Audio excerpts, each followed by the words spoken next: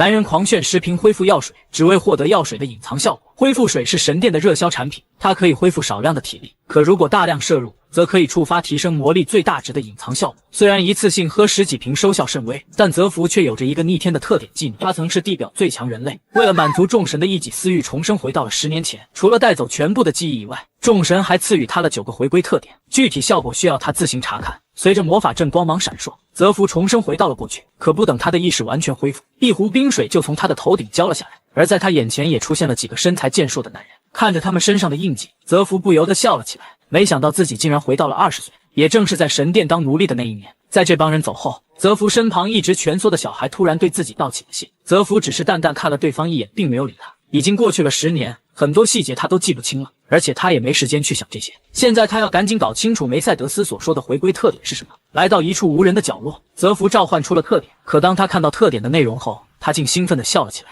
因为众神所赐予的回归特点，除了高等级技能就是装备。没想到一贯玩弄人类的神也会如此大方。就在泽福还在怡然自乐的时候，采矿班的班长突然走了过来，他以为泽福一个人躲在这里偷懒，二话不说就是一套5连鞭。可下一秒，泽福竟凭借肌肉记忆一把抓住了皮鞭，这让班长不由得感到诧异，一个奴隶怎么可能抓住自己的鞭子？但泽福在接住长鞭后，立马十分恭敬地送到了他的手上。走在路上，泽福看着自己的手不由感叹，居然一点伤痕都没有。没错，之所以没有受伤，是因为回归特点中的铁强术这个技能。这个技能不仅提高了自己的防御力，还大幅增加了持久力。靠着这个技能，泽福在矿洞里如鱼得水，哪怕是连续挖矿2天半也感觉不到累。之所以泽福这么拼命的挖矿，是为了赚取金币赎身，因为带有烙印的奴隶是无法自由行动的，如果在未经允许的情况下超出活动范围，心脏就会立刻停止跳动。在采矿结束后，泽福毫无悬念地成为了采矿最多的那一组。不过他对这种排名并不感兴趣，转身他便前往了商业区，来到一处酒馆，看着货架上的物品价格，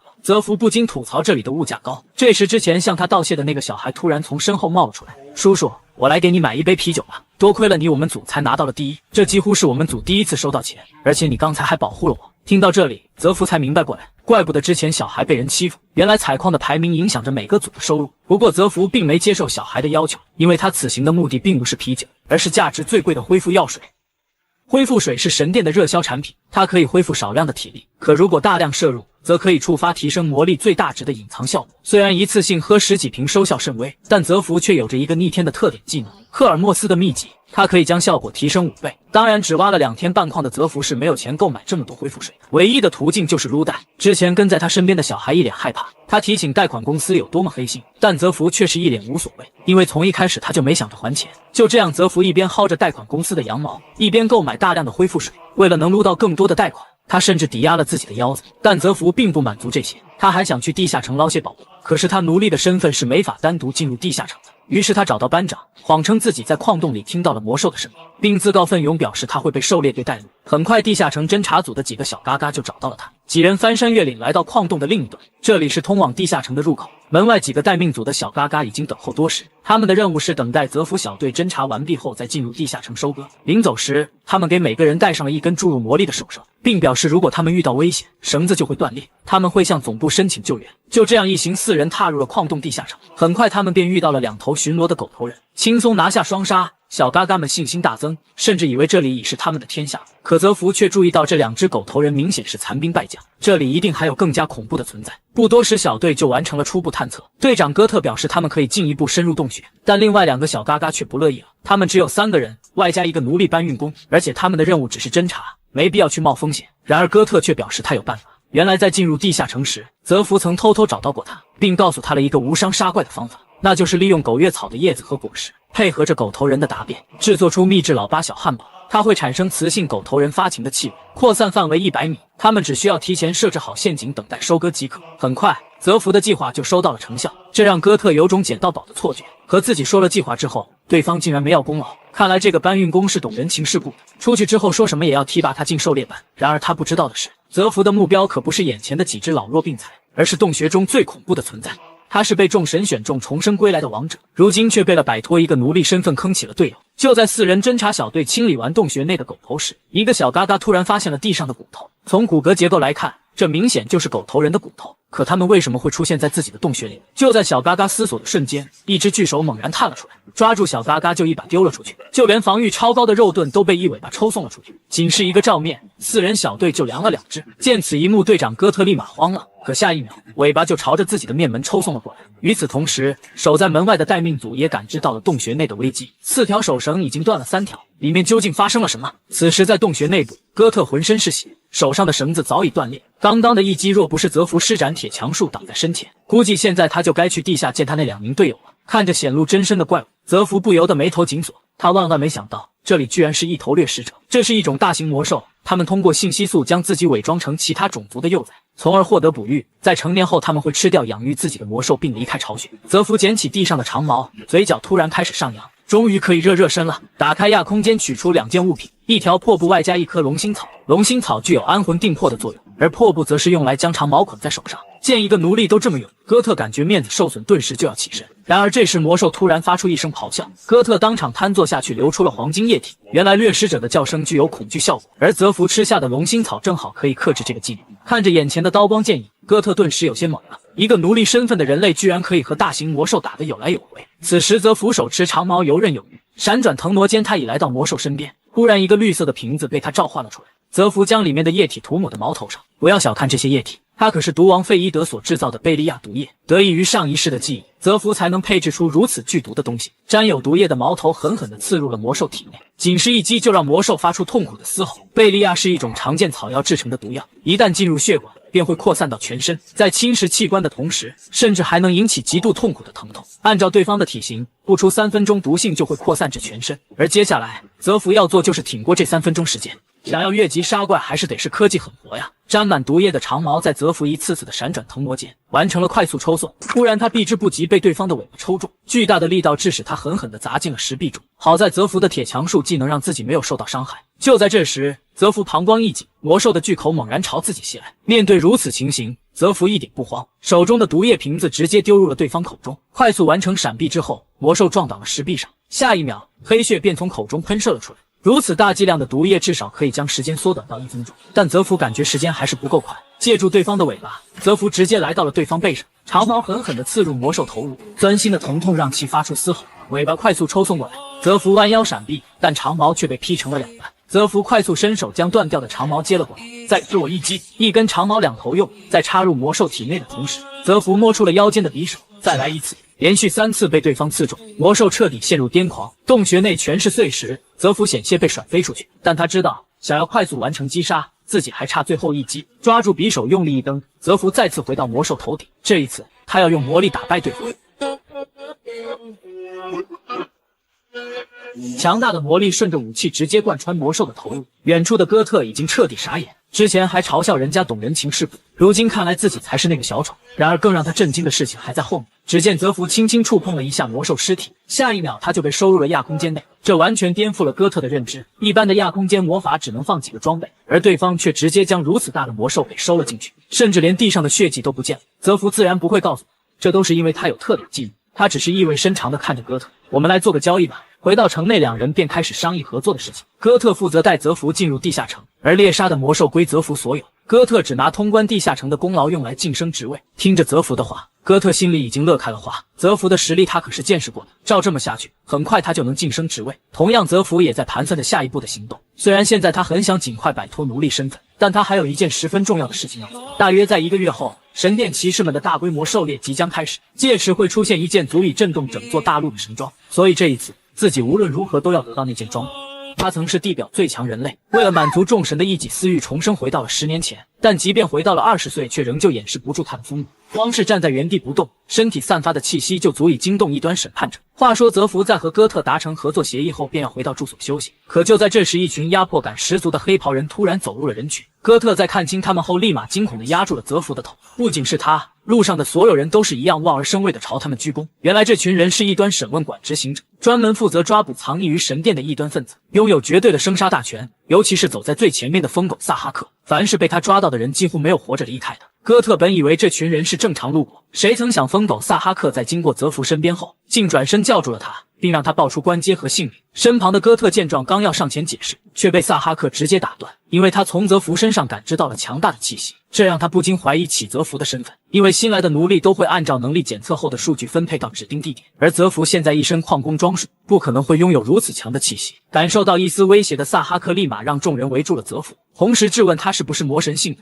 所谓的魔神信徒就是信奉塔尔塔罗斯的信徒，他们是人类的背叛者。泽福知道对方就是想要给自己扣上这顶帽子，然后顺理成章地干掉让他不爽的自己，只可惜他选错的对象。面对萨哈克的咄咄逼人，泽福一脸轻蔑，你要是想打架还是换个地方吧，这里人太多，一会要是发生了什么不好的事情，恐怕会让你很难堪啊。听到这番话，萨哈克顿时气得青筋暴起，呵呵，看来你非常的自信，不过越是你这样的家伙，越让我有征服欲。萨哈克在摆出战斗姿态的同时，还十分不讲武德的让队友发动了红场效应。在这个 buff 的加持下，萨哈克的能力值直线上升，如此大的阵势让围观的小嘎嘎们全都是一脸的惊恐。然而泽福却是异常淡定，很好，加了 buff 的疯狗才有点看到。既然如此，那我就用这个对付咏春。泽福，当咏春与魔法结合，将会爆发出怎样的威力？面对来势汹汹的异端审判官，泽福淡定摆出咏春问声。孤陋寡闻的疯狗从未见过如此奇怪的功法，但他还是选择先下手为强。在红场 buff 的加持下，萨哈克感觉自己就是拿到了篮球的机，剑光与拳影交错，疯狗的攻势虽快，但每次都能被泽福化解。不仅如此，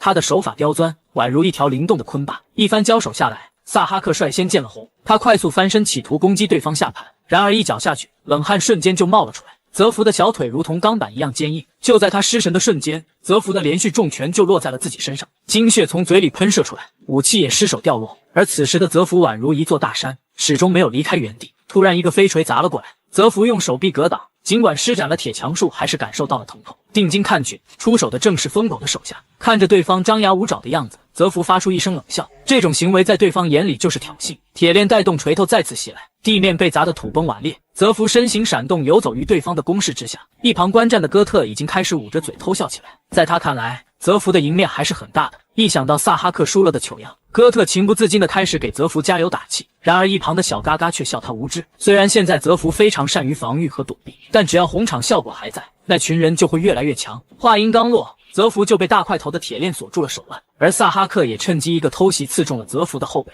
受到红场效果的加持，萨哈克的速度已经提高了 80%， 在他看来，这完全就是压倒性的优势。萨哈克穿梭于泽福周围，每一次出剑都带出一团血花。此时的他已经快要杀疯了。就在他准备彻底了结泽福的时候，一双重拳猛然砸向了他的天灵盖，这从天而降的酸爽直接让他翻了白眼。可不等他落地，泽福又一把抓住了他的头发，膝盖狠狠地顶在脸上，萨哈克直接宕机。见此一幕的大块头还想靠蛮力将其拉扯过去，但妖马合一的泽福岂是普通人拉得动？他将魔力注入铁链，直接来了一招反客为主，锤子成了他的武器，狠狠地砸向大块头。疯狗颤颤巍巍地抬起头来询问泽福到底是什么人，然而泽福只是微微一笑，很遗憾，你还没有资格知道。他是一个连神都为之抓狂的男人，一个踉跄便把私债之神召唤了出来。在击败疯狗之后，泽福刚来到一处无人角落，他便疼得跪在地上直发抖。原来在之前的战斗中，泽福使用武技将魔力全部耗空，这导致他出现了灵力渐冻现象。不过这并不是最糟糕的，因为讨回马上就要开始了。下一秒，一个手握秤砣的神明出现在了泽福面前，他是精灵夏洛克，也是私债之神乌拉斯的眷属。之所以他会出现，完全是因为铁强术这个技能。原来这个技能除了能够提高防御和体力，还有一个负面的效果，那就是当使用者魔力归零时候，此技能使用时所积累的疲劳和伤害将会一并返还给使用者。也就是说，之前这个技能所带来的增益效果都是向乌拉斯借的债，当使用者没有魔力时，他就会派出眷属收债。在上一世中，不知道有多少玩家死在了这个技能之下。随着倒计时响起，原本的秤砣增大了数倍。在神界看着这一幕的乌拉斯露出一丝玩味的笑容，他最喜欢看到的就是玩家无力且束手无策的样子。然而泽福又怎会让他得逞？为了应对眼前这种事情的发生，他早已在袖口准备好了一瓶备用恢复水。就在秤砣落下之际，泽福喝下了恢复水，魔力增长到1，这也让讨回瞬间终止。死里逃生的泽福一脸不屑地朝着空中伸出了搏击手势，谢谢你的技能冤大头。见此一幕的乌拉斯顿时气得火冒三丈，当场就把手里的小王八捏得粉碎。可就在一段时间过后，泽福却迷迷糊糊地从床上醒了过来。不等他看清周围的环境，修女就笑盈盈地出现在了他的眼前。此时泽福发现自己正被绑在床上，一旁还有几个汉子正推着手术用的刀具朝自己走来。修女露出一副人畜无害的模样，向他解释：别担心，这里是我的工作室，不过您当初在商店贷的款已经逾期1个小时了，接下来你是不是该把你的腰子交出来了？男人一觉醒来，发现自己被牢牢捆绑在床上，不等他思考，可爱修女就摸着他的腹肌贴了上来。本以为是一场需要打码的大宝剑，没曾想对方竟抽出了大宝剑。原来泽福曾以腰子为抵押，从修女那里贷款了2亿半，用来购买恢复水提升魔力上限。可他压根就没想还过，如今就被对方找上门来了。泽福想要解释，但修女根本不管那么多。此刻他只想拿到泽福的腰子。随着修女一声令下，手下抓住了泽福的手。就在这关键时刻，泽福突然小声说出了一番话，这顿时让修女大惊失色，连忙让手下停了下来，并将他们赶了出去。原来刚才泽福所说的正是修女的秘密。看似纯洁无瑕的光之神殿修女，背地里却是魔兽中间商，专门负责怪兽尸体装备和闲置物品的交易，人称白玫瑰。泽福表示他有一笔大买卖要和对方做，因为他知道从狩猎班那里买到的装备根本不能攻略地下城，而白玫瑰手里的硬货刚好够他使用。就这样，两人暂时放下了欠款的事情。与此同时，萨哈克也从病床中醒了过来。之前被泽福击败的耻辱让他大发雷霆，可突然房间里出现的一个男人让他冷静了下来。来人名叫纳德，算是他的前辈。本以为一脸温和的对方不会因为自己的失败发脾气，然而下一秒对方就用刀子割开了自己的嘴巴。异端审判者在众多奴隶面前被打得落花流水，这件事已经引起了不小的轰动。纳德这次是来兴师问罪的。原来萨哈克的业绩一直不好，半年时间才找到2名魔神信徒，上面早已对他产生不满，如今又让异端执行官这个部门成为了笑柄。听着纳德的训斥，萨哈克惊恐地跪了下去。他知道如果不求饶，今天他就会交代在这里。看着磕头如捣蒜的萨哈克，纳德将事先准备好的一个包裹丢给了对方，并表示想要弥补犯下的错，就使用包裹里的东西。看着手中的道具，萨哈克一脸震惊，因为内德给他的正是魔神信徒专有魔器。纳德表示这是他从别的信徒那里收缴来的，希望他能够做出正确的选择。看着冷漠离去的纳德，萨哈克突然下定决心狂笑起来。然而让他想不到的是，这个为了帮助自己复仇的前辈，正是潜伏在神殿多年的魔神信徒干部。男人只是掏出巨物，就把修女给缠哭了。话说泽福在搭上白玫瑰这条线后，便将掠食者的尸体给召唤了出来，同时还交给他了一份购物清单。白玫瑰压住内心的激动，告诉泽福，想要拿到清单里的道具还需要5000金币，也就是3头掠食者的价格。泽福表示没问题，只需3周时间他就能凑齐魔兽尸体。在告别了白玫瑰之后，泽福找到了哥特，如今他仍旧需要哥特带他进入地下城。可谁曾想之前全程划水的2个小嘎嘎，如今却不待见泽福这个新人，这可把哥特给急坏了。大腿就在眼前，你们却不懂得抱。尽管他疯狂暗示，两人仍旧不为所动。毕竟当初晕死过去的两人压根没看到泽福的能力。眼看气氛陷入尴尬，泽福直接从身后拿出了一瓶烈酒。这瓶酒是他从白玫瑰那里顺来的，绝对不是哥特这种屌丝奢望的。看到好酒上桌，3人都是两眼放光。随着一次次推杯换盏，饭桌上气氛逐渐活络起来。不过泽福很清楚，一瓶酒是不足以收买他们的。在前世，他和哥特曾在一个组待过，所以对他有些了解。至于另外的2个人，是调教好还是处理掉，那就要看他们的表现了。酒足饭饱之后，众人前往地下城。这是一个布满蜘蛛网的洞穴，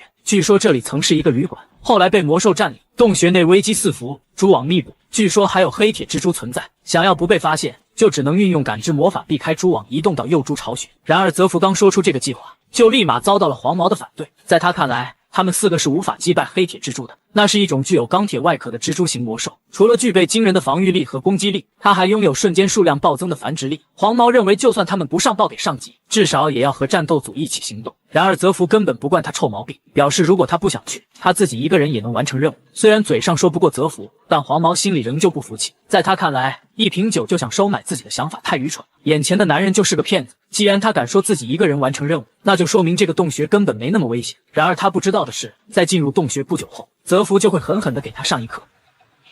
这个男人是个傻逼，因为自己的意淫不小心碰到了白丝，就引来了无数的小可爱要吃掉他的昆巴。眼看大家就要原地开洗，泽福一把将他薅了出去。原来在进入蜘蛛洞穴后，泽福一直靠着自己的感知技能在前面引路。原本大家都完美的避开了蛛丝，可谁曾想，一向不服管教的黄毛居然在这个时候走神了，真是眉毛底下安俩蛋，只会眨眼不会看，眼瞅着就要被小蜘蛛啃得骨头渣子都不剩。泽福一下就挺在了黄毛面前，任由小蜘蛛在他那钢筋般的手腕上啃食。泽福打出了蓄谋已久的拳头，劈头盖脸的一顿乱锤。瘫倒在地的黄毛已经看傻了，此时在他眼里，周围的一切都是软的，除了泽福的拳头。然而此时更多的蜘蛛被打斗声吸引了过来，泽福立马叫住众人摆开战斗阵势。在他的精准制导下，几人成功抵御了蜘蛛的群攻，唯有黄毛这个憨批在又一次失神中被蜘蛛拉伤了2臂，真是一根直肠通大脑，记住多少拉多少。战斗结束，众人都是松了一口气。黄毛本以为泽福会怪他摸了不该摸的东西，谁料泽福直接丢给他一瓶药水，还让他下次注意。这下直接把黄毛给整愧疚了。虽然他一直咬着后槽牙，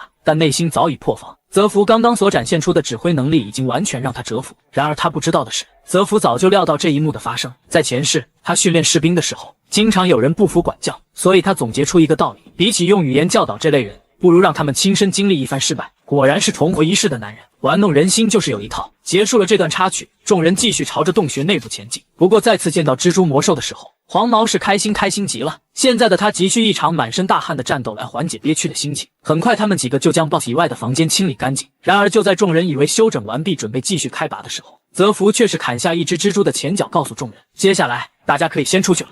你见过用面粉攻略地下城的吗？数十袋面粉一同丢入密闭的蜘蛛巢穴，然后射出一发箭矢，在石壁上打出火星。面粉与火星接触的瞬间就会产生粉尘爆炸。话说泽福在给其他人分配完任务后，便独自前往了 BOSS 巢穴。猪后的产卵是有蜘蛛骑士守护，为了保证猪后安心产卵，他们轻易是不会离开自己的位置，所以泽福要做的就是将他们引出巢穴，利用面粉制造爆炸，很快就引来了一场大火。但仅靠这些还不足以完全杀死蜘蛛骑士。在一边朝洞外跑去的同时，泽福射出了带有毒液的箭矢，和上次干掉掠食者时使用的是同一种毒。除了这些之外，泽福在进入洞穴前还给每个人安排了任务，那就是利用蜘蛛的丝线挤出蛛丝封住洞口。经过大火灼烧的蜘蛛身上已经没了体液，所以他们一定会被蛛丝缠住。这样一来，蜘蛛骑士就没了威胁。很快泽福的计划就奏效了，蜘蛛骑士被清理干净。然而就在这，发怒的猪后也杀了出来。泽福一边跑一边闪避着对方的毒液。在上一世，毒王曾告诉过他，黑铁猪后的毒液具有瓦解防御力和再生力的魔咒，而且奇臭无比，就算是老八来了也得流着泪走。不多时，泽福就冲出了洞穴，他叫住众人各就各位。哥特几人在看到泽福身后的庞然巨物时，全都是心神一颤。泽福曾给他们下达过任务，当猪后出现的时候，泽福负责正面抵挡，而他们三个则想办法解决掉猪后。话虽如此，可当真正面对魔物的时候，三人的身体不自觉地发出颤抖，真是月薪1800，拿命往里打。可一想到他们狩猎班经常被战斗班嘲笑，几人顿时又燃起了斗志。只要能干掉眼前的顶级魔兽，他们就能摆脱废物的称号。一想到这里，三人便冲杀了上去，武器不停地挥砍在猪后身上。虽然黑铁蜘蛛的外壳坚硬无比，但里面却是软的。经过粉尘爆炸后的猪后身体已经出现了许多裂痕，只要按照泽福之前告诉过他们的方法，朝着猪后的神经末梢攻击，用不了多久就能将其击杀。然而就在三人刚刚找到感觉的时候，意外再次发生了。他本是人类最强战士，如今却带着3个菜鸡越级杀怪。在和猪后交手前，黄毛几个也十分不解，明明泽福是他们当中战力最强的，为什么去让他们3个负责进攻？泽福告诉他们，他烧了猪后的蛋，对方就一定会失去理智攻击自己，而且他还有一个特殊习性，那就是在狭小的空间里，他不会轻易挪动身体，因为猪后习惯性的以为周围都是蜘蛛卵，所以后腿位置是相对安全的。泽福提供的情报让3人的进攻十分顺利，可意外还是发生了。沾有毒液的武器让猪后感受到了疼痛，失去理智暴怒的他准备朝众人喷射毒液。见此一幕，泽福快速上前，一把将手插入了猪后的子宫，在扯出腰子的同时，泽福快速完成单手解皮带，然后迅速给猪后来了个现场结扎。不等猪后反应过来，泽福再次快速跃上半空，一击鞭腿狠狠地砸在了猪后头上，一套连招下来，猪后已完全被打懵了。就这样，在众人劈头盖脸的攻势下，黑铁猪后彻底殒命，解决了顶级魔兽，众人全都是欢呼雀跃。经此一战，泽福的身影也在3人心里高大了许多，就连一向反骨的黄毛此时也化身成了泽福的小迷弟，甚至还承包了分解魔兽的后续工作。看着嬉戏打闹的3人，泽福心里清楚，这些人的底子虽然不错，但也就只适合这种猎物，对付真正的敌人来说，他们还不够格。从地下城出来，泽福就将魔兽尸体交给了白玫瑰。虽然这次收获的魔兽尸体不少，但除去债款的20%，距离泽福清单上的物品还差不少钱。不过白玫瑰知道泽福是个有实力的大客户，所以他特意给他申请了打扫研究室的工作。有了这份工作，他就可以每天晚上7点以后进入研究室使用炼金设备，这样就省去了购买炼金套装的钱。泽福听后也感觉白玫瑰的提议很稳妥。就在2人谈话的时候，一道十分不和谐的声音突然响起。听到这个声音，泽福膀胱一紧，此人正是萨哈克的上司纳德。对于泽福来说，此人在上一世可是和自己有着不小的渊源。白玫瑰也是个老江湖了，一眼就看出奈德来者不善，肯定是因为萨哈克的事情来找泽福的。然而白玫瑰刚要转移话题，对方就阴阳怪气地提起了萨哈克。泽福根本不惧对方，同样轻蔑地表示他没听说过萨哈克，因为废物的名字他一般是记不住的。赤裸裸的挑衅让气氛瞬间凝固，下一秒2人的身体就爆发出强大的能量，这股气流连周围的哥哥都被吓得回家打篮球去了。纳德一脸冷笑地盯着泽福，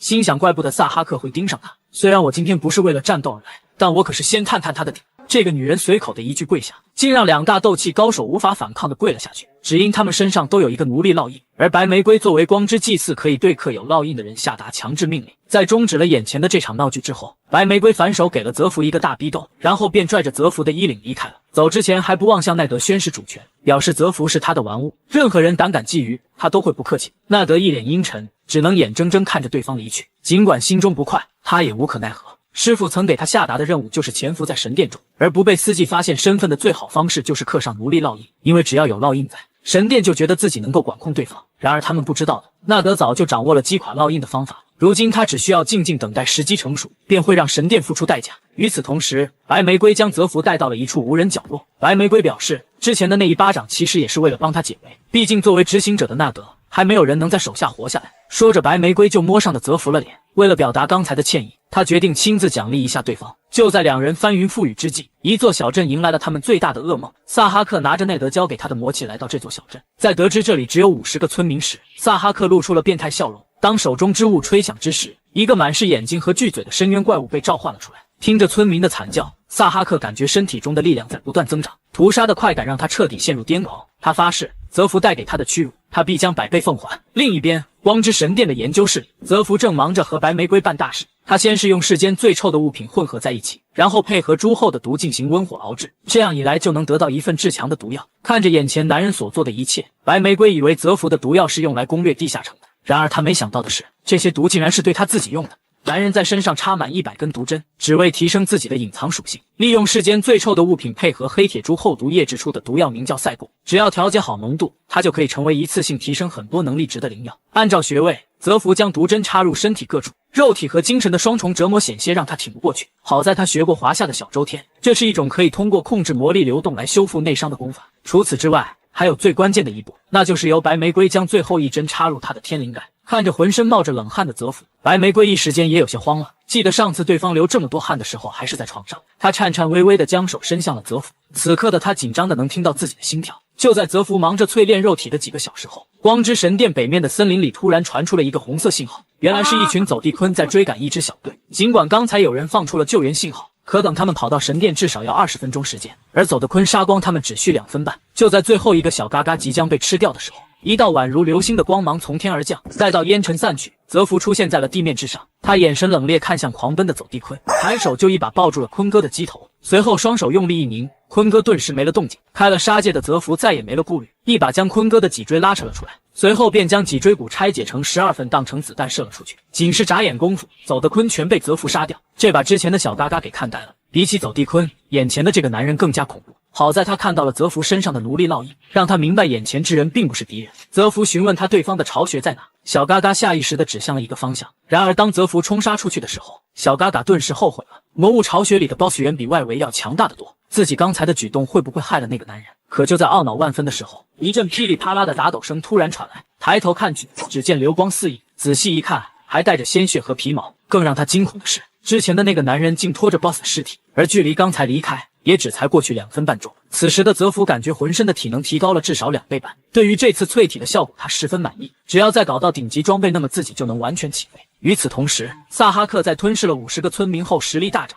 他一脸阴沉地躲在暗处，相信用不了多久他就会找上泽福。这是一个10年都无人攻略的地下城，丑恶的公主之坟。作为世界8大难题之一，它是古代王国美迪亚的超大遗迹，存在至今都没人找到过 BOSS 巢穴，所以想要攻下这里，除了拥有绝对的实力之外，还要有超强的传说装备。泽福现在身上虽然没有购买装备的金币，但他二弟的肚子里可是有亿万的小兄弟。在和白玫瑰独处一夜后，白玫瑰心满意足地离开了他的房间，当然耕了一晚上的地也不是完全没有收获。泽福手上的戒指就是从白玫瑰那里搞到，这是一枚可以解除诅咒的净化戒指。当然光靠这件装备还是不够，泽福必须拿到进入公主坟地下城的入场券。就在几个舍友调侃泽福昨晚几次的时候，门外突然传来一阵咚咚声，打开门一看，有封信件正被刀子插在墙上，里面的内容竟是一封紧急命令书。黄毛几人都是一脸诧异，可上面的公章和签名不像是作假，但泽福却一眼看出了端倪。尽管信件伪造的很真实，但他知道这一定是内德搞的鬼，于是他让3人原地待命，自己独自前往了信件上的地点。在前往目的地的途中，泽福在心里盘算，这次进入公主坟条件是十分苛刻，必须是1年内业绩排名前5的狩猎组，又或者是参加者名单里的司祭奴隶，以及有直属奴隶的推荐信的人才可以。很明显，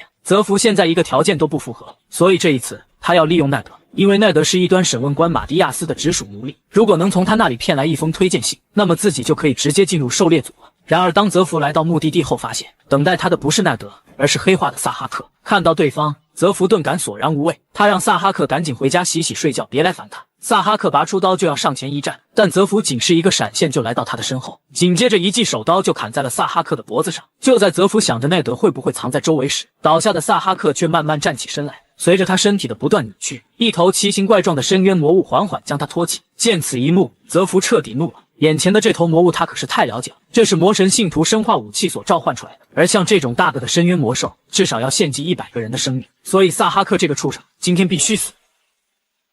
男人明明不是魔神信徒，可如今为了复仇却使用了魔神的生化武器。奥卡利内迪可以命令深渊魔物休格斯，这是一种通过吞噬人命才强化自身的魔物，但它最可怕的不是吞噬能力，而是精神污染。它会使人感到恐惧并看到幻影，一旦精神污染达到100%，就会使其陷入疯狂状态。总而言之，休格斯是为屠戮而生的武器，是魔神信徒的人工魔兽。看着全身被休格斯缠绕的泽福，萨哈克露出了变态般的笑容。在他看来，泽福被精神污染后已经快要死翘翘了。然而就在泽福双眼泛红的瞬间，一道金色的光芒从他头顶冒了出来，而这正是他戒指上的解除诅咒效果。没错，从一开始，泽福就打算用自己为诱饵将休格斯吸引过来，然后再用戒指将他们全被击溃。解除诅咒后的泽福一把掐住了萨哈克的脖子，此时他再也压抑不住内心的愤怒，为了满足一己私欲而去屠杀无辜的人类，这样的败类是泽福绝不能容忍的。泽福将所有愤怒蓄力在拳头之上，疯狂地对着萨哈克输出，在将萨哈克的脸打成印度飞饼之后，泽福使出了重生以来的最强招式——陈王流秘技雷鸣掌。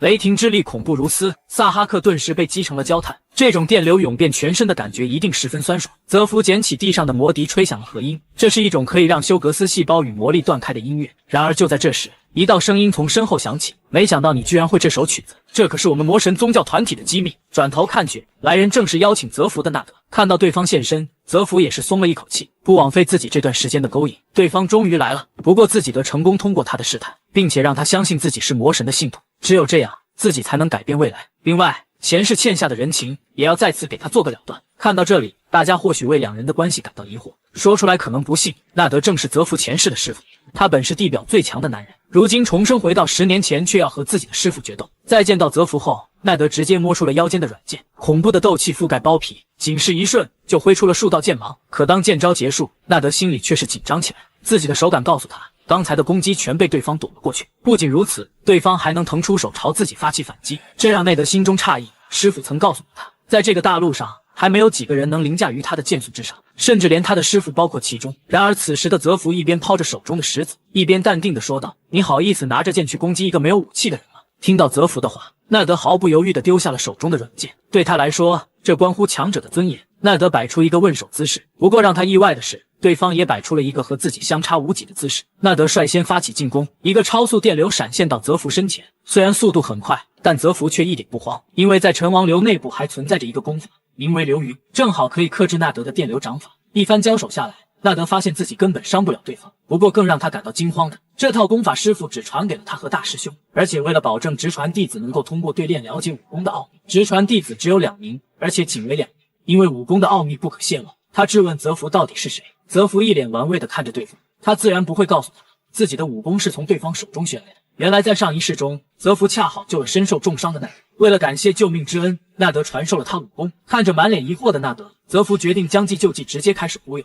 他告诉对方自己就是师傅的影子弟子，也是在奈德死后的替代品。话虽如此，但奈德一点不信，他一连串又问了几个问题，但泽福全都应答如流，毕竟他重生归来的人自然知道这些问题的答案。不仅如此，泽福还向对方提起了血之泪。听到这里，纳德彻底愣住。血之泪是当初神殿从他们家族抢走的宝物，这件事也只有师傅和自己知道，可对方是如何知晓的？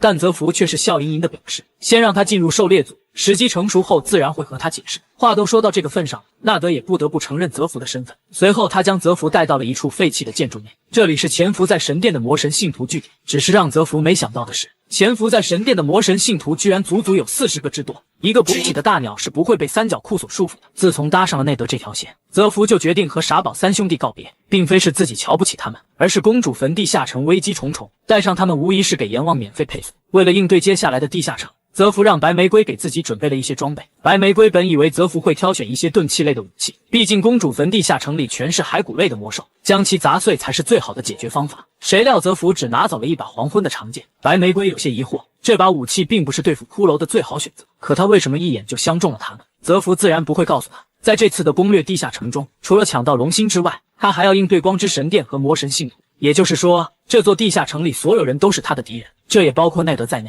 挑选完装备，泽福让白玫瑰给他联系了安吉利亚。作为光荣之母的安吉利亚，他可以为装备赋予神圣力，只是价格有些小贵。当然，泽福自然不会掏钱，古有一炮泯恩仇，现有一炮免订单，这笔加工费自然是吃饱喝足的白玫瑰来垫付。在准备好一切之后，泽福也来到了小队集结点。这次进入公主坟地下城，这些人要统一接受狩猎的相关训练。就这样，在经过2周半的训练后，所有人员按照职责划分，分别进入了前卫组和后卫组。在接下来的攻略中，这些人员将听从4个人的指挥，分别是治疗师长阿尔诺、后卫队长利昂纳、前卫队长马蒂亚斯以及组长卢修斯。作为从小就拥有圣痕的男人，卢修斯无疑是这群人中逼格最高的存在，他被神殿称之为圣子，并将他奉为天使候选人。除此之外，这个家伙还带着2件神装，分别是光辉之枪和米歇尔的异盾。一出场，卢修斯就发表了激情澎湃的宣讲：凡是参与这场狩猎的人，名字将会永垂神殿史册，奴隶们也都将会恢复自由之身。这些话立马点燃了现场的热情。然而泽福却是一脸冷漠地看着众人，心中发出一阵冷笑。在上一世中，这100个人活下来的根本没有几个，相信在这一世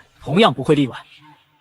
养育了自己20几年的师傅，竟然是自己的杀父仇人。在临近地下城的前一晚上，泽福将上一世得知的真相告诉给了奈德，因为只有真相才能让奈德和自己站在同一阵营。魔剑血之泪是奈德家族的传家宝，在他小的时候，光之神殿的司机奥尔丁不仅抢走了他，还在自己面前杀了父亲。奈德之所以加入魔神信徒，也只是为了增强实力进行复仇。然而他想不到的是，这一切的背后都是师父的阴谋。魔神宗教团体的教主和12宗徒，其中有一半都是光之神殿的高级司机，而他的师父抢走这把魔剑也是为了献给教主。当然，这次攻略地下城拿到的龙心同样也是。得知真相的奈德当场绷不住了。如果泽福是在说谎，可他为什么能清楚地知道他和师父的对话？经过1夜的思考，纳德决定暂时相信泽福。第2天，众人来到公主坟地下城前，刚到此处，众人就感受到了不寒而栗的威压。这里共分为9层，每提升1层，怪物的能力都会强大1分。正当众人使用人海战术不断向上攀爬的时候，一个由无数骸骨组成的巨大魔像映入众人眼帘。魔像仅是抬手一挥，造成的冲击波就掀飞了一众人马。后卫队长利昂纳见状，立马施展光之锁链，可锁链仅是存在了2秒半，就被魔像一把挣断。关键时刻，前卫队长马蒂亚斯果断出手，一击十字光斩将魔像劈成了碎片。就在众人大呼牛逼之时，马蒂亚斯却是让众人不要放松警惕，因为只有魔像存在的地方，一定会出现明智骷髅。这是一种可以操控比自己等级低的终极骷髅魔兽，只要对方存在，魔像就会源源不断的被召唤出来。可如今小队距离明智骷髅的距离太远，想要将他击杀，必须将他召唤的魔像全部解决才可以。这无疑是一场棘手的战斗。就在这时，族长卢修斯穿着他的顶级神装走了出来。在经过短暂的蓄力之后，一发冲天能量爆射而出，明知骸骨瞬间灰飞烟灭，甚至连他身后为他提供能量的石碑都被击成了碎片。好家伙，不愧是价值200万天地银行的装备，威力属实惊人，解决了甬道里的骷髅。众人原地进入休整，但泽福却在此刻来到拐角，摸起了墙壁。很快他便找到了一个可以按下的石块。泽福微微一笑，好戏马上登场。与此同时，4大头领正在临时会议室里商议下一步对策。突然一声异响引起4人的警觉，拉开帐篷，众人皆是心头狂震。出现在他们面前的竟然是深渊魔兽休格斯。男人只是轻轻按动转盘，立马就开启了地下城的隐藏机关。不仅如此，深渊魔兽休格斯的突然出现也让众人陷入恐慌。当然，最为震惊的就属魔神信徒了。按照原本的计划，休格斯根本不是在这个时间段出场。4名队长均是将目光转向了远处的泽福，面对几人凌厉的眼神，泽福丝毫不慌。他轻轻按动转盘，下一秒地下城的地面就开始崩塌，格局也瞬间改变。马蒂亚斯一脸震怒，